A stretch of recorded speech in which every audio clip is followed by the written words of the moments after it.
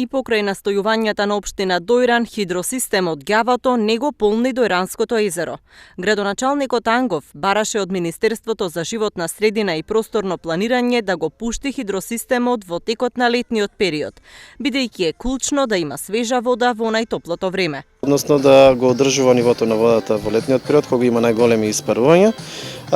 Се уште се нема пуштено хидросистемот и пред неколку дена имавме разговори со министерката Каја Шукова, која што она сериозно е заинтересирана истиот да се стави во функција и да се пушти во употреба, но има некои потешкоти и во од финансискиот аспект, односно во планирањето на буџетот, но сето тоа во најбрз можен период би требало да се надмине и се надевам дека ќе биде пуштен во употреба хидросистемот Ѓавото. Системот долг 20 на километри не функционира веќе втора година.